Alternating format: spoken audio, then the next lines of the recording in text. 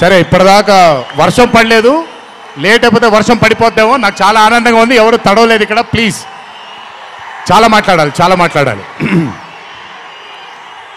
ముందుగా ఇక్కడికి విచ్చేసినటువంటి sir, I'm gonna speak in Telugu and then I will probably translate a little bit for you in English. ఇక్కడికి విచ్చేసినటువంటి పాత్రికేయ మిత్రులందరికీ, శ్రేయోభిలాషులందరికీ, అభిమాన సోదరులందరికీ నమస్కారం.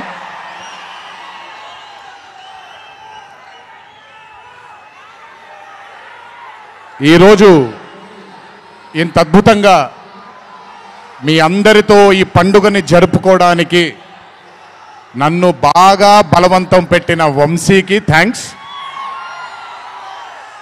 మీకు గుర్తుందో లేదో, సరిగ్గా 12-13 సంవత్సరాలు క్రితం అనుకుంటాను, బాద్షా ఫంక్షన్ జరిగినప్పుడు వరంగల్కి చెందినటువంటి ఒక అభిమాని ప్రాణాల్ని కోల్పోవడం జరిగింది తొక్కిసలాట్లో.